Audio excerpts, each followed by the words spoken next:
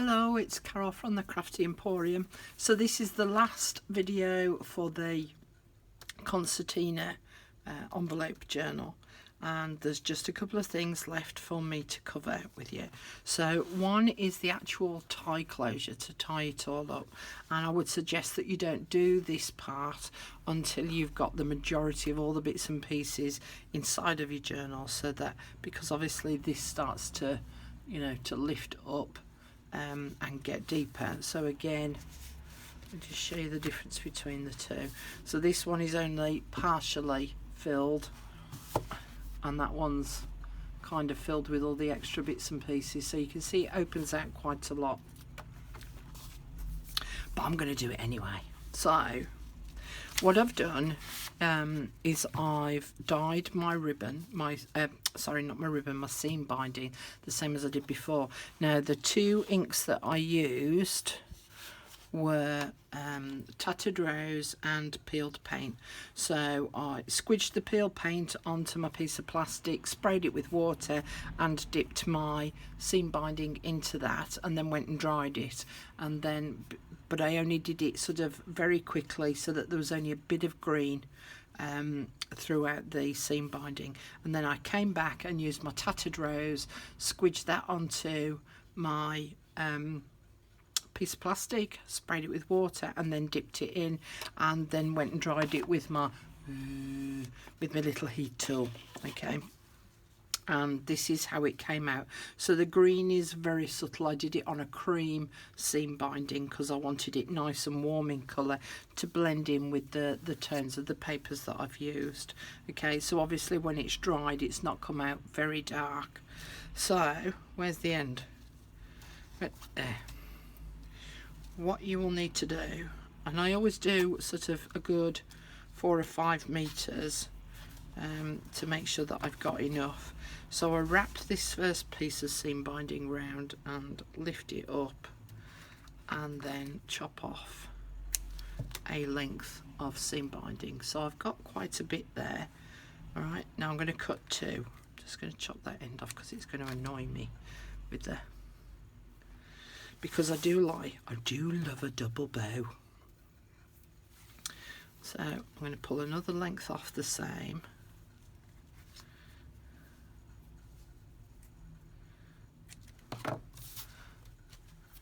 and then the bits that's left over I can add to the likes of my tags, so it's all matching and blending. And then I'm going to tie it up and add the bow. Now I've got plenty to play with, so that as it starts to fill up I've got some seam binding to play with lengthwise.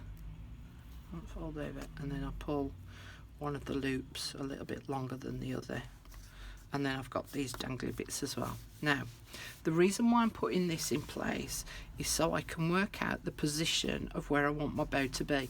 I don't want mine running across the middle because that's going to block the photo, so I'm going to move it down a touch so that it's on this bottom third of where the photograph is going to be, and then I can turn it over and I can see where my back panel needs to be so that it acts as a sleeve for those ribbons to be sliding under. Okay, so now I'm going to make the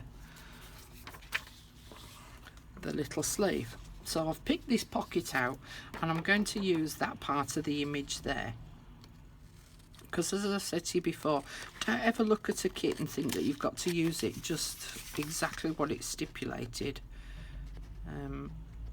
You know, pick bits and pieces out that you like. And if you've bought it as a digital kit, it means that you can print it off loads of times anyway, as and when you need it. Let's put that to one side. Okay, I'm just going to, I'm not, I lied. I want to do inverted corners. Now someone was asking me about that the other day, and it's just a punch that I got. It's a woodware punch, and it's an inverted corner one, and you just slot the corner in, line it all up, I'm hoping it'll do it because I've only got this printed on thin paper yet.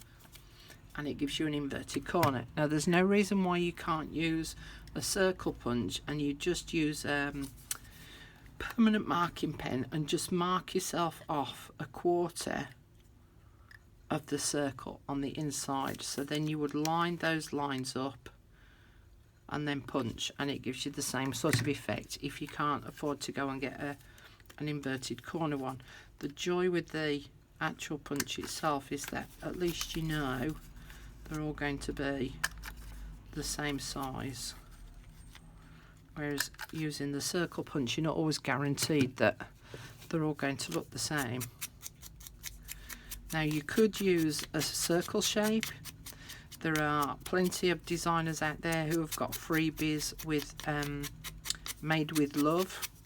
You can use any of your die cuts to cut out a nice fancy shape. You don't have to do just this. Now I'm going to stick it onto a piece of black card because I want it to be quite firm, and I've only got this printed onto paper, so the paper isn't going to be strong enough. And again, the black, hang on, I'm clogged, there we go, the black just helps to frame the image itself, plus the fact I've done that with everything that's in this journal anyway. And then I'll just stick that on there, and I'm going to give it quite a wideish border, not a narrow one.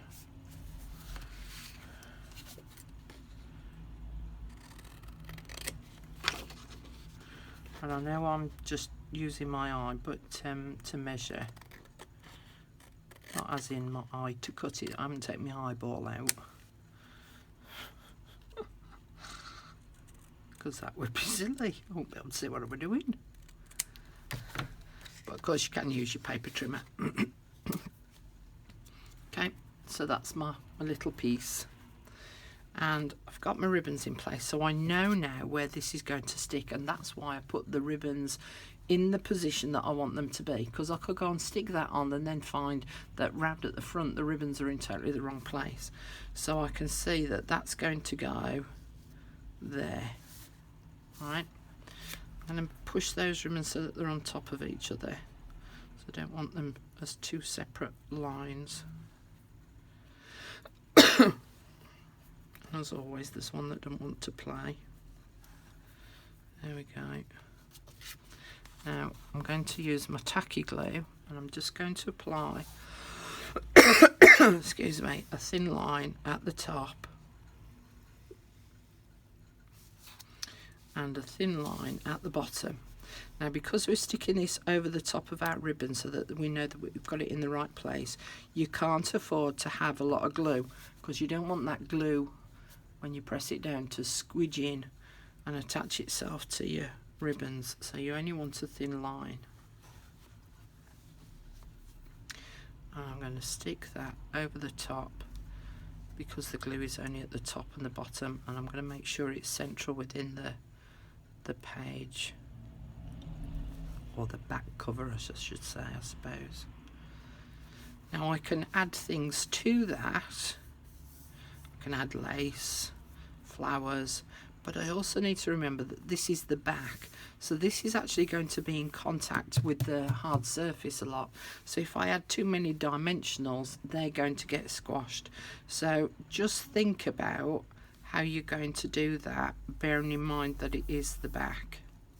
Okay, so that's now in place, and that is now a sleeve to hold my ribbon so that they will slide through and I can adjust accordingly. Alright, so that's that bit. The next bit was in the back pockets. I added the cabinet cards, and this is the one from the other journal. So I just cut a piece of card, black card, and folded it in half. Obviously if you buy packs of greetings cards with envelopes, they will come with cards already, but you will need to just check the size so that the card will slot inside of the pocket easily.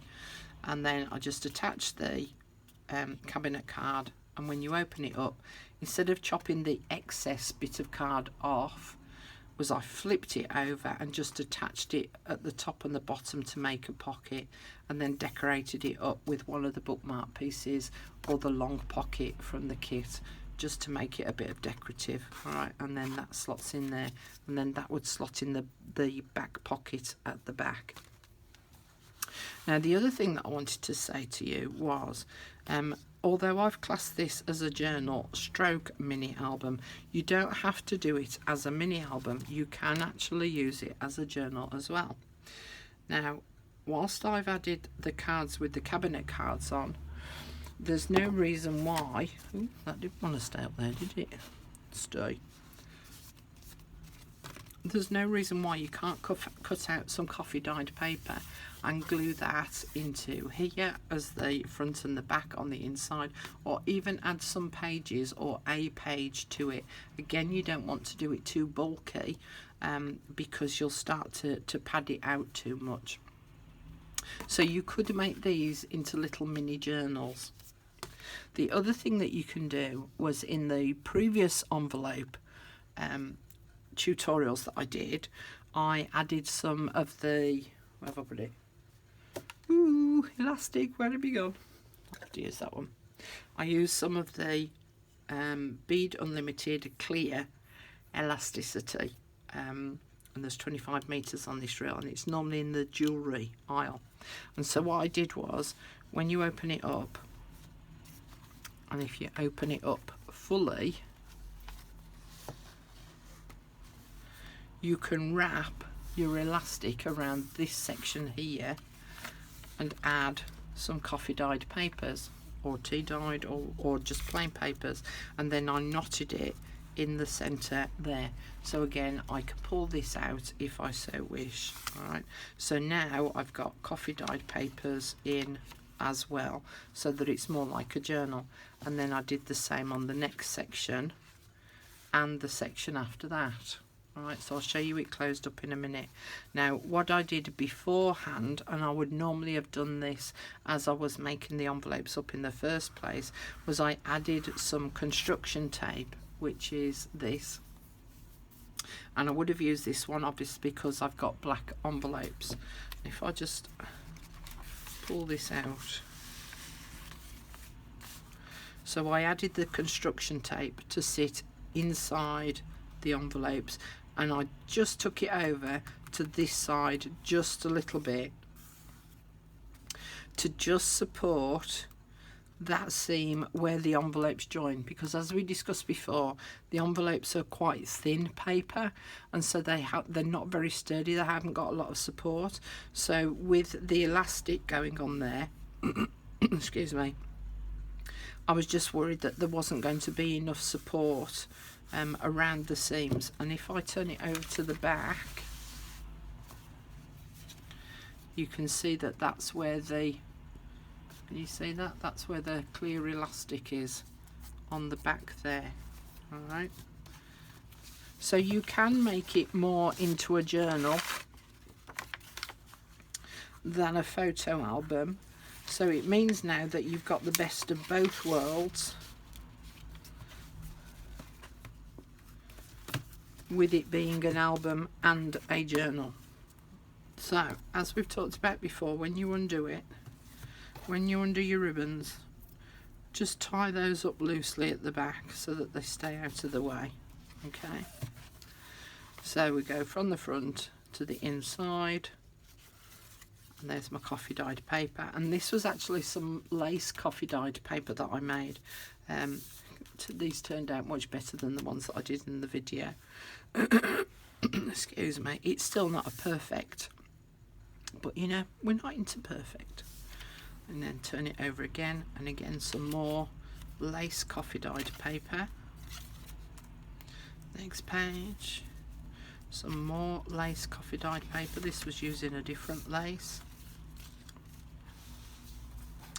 And then we go to the back side where we open it up this way. Now my elastic is here on this edge. I'll bring it up closer for you to see. Now I can see that I might have a mess about with my construction tape and just cut a thinnish line to just glue that down to hold it in place so that it's not sliding about all the time and not quite as visible. Flip over to the next one, and the next bit of elastic is here. So again, I might add some washi tape to go, some construction tape to just go around both sides to hold that elastic in place. And then there's that last bit of elastic there. One more thing that I want to show you, because a few people have asked me on the group. Yes, I have done the cabinet cards as a digital kit, and I've done them in 3 sets. And I'm going to load those onto Etsy this afternoon. So this is set number 1, and there's a total of 12 cabinet cards in each one. So there's the 4 smaller ones on 2 pages, and then 2 of the larger ones, which are ideal for booklets. So that was set number 1. This is set number 2. I've tried to do different ones in each of the kits so that you've got different ones to play with. And you would print these onto a thin card, and then you would need to back them onto the likes of a piece of black card or craft card or coloured card.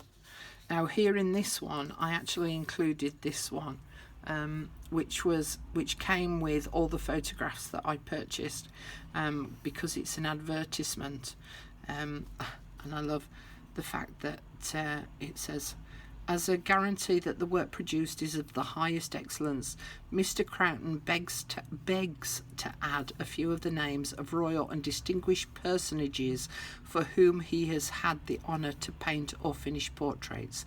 Her most gracious Majesty the Queen, His Royal Highness the Duke of Edinburgh, and then there's all these dignitaries listed. So I thought that was quite fascinating, so I've included that as well. So you could use that as a piece of ephemera.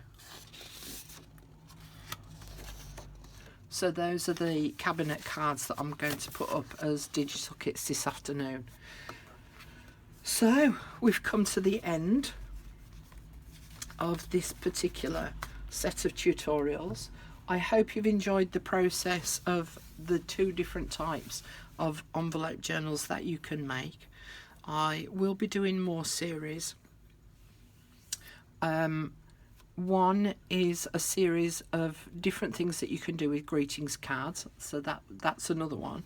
And then another one that I'm going to be doing sort of alongside of that is I did 2 subscription packs, and I'm going to be showing you what you can do with some of those things out of the subscription packs. I will also be showing shortly some videos of some of the projects that I'm going to be doing in online workshops. Now, whilst I would love to keep showing you all free tutorials, unfortunately there's just me. I live on my billy, means on my own.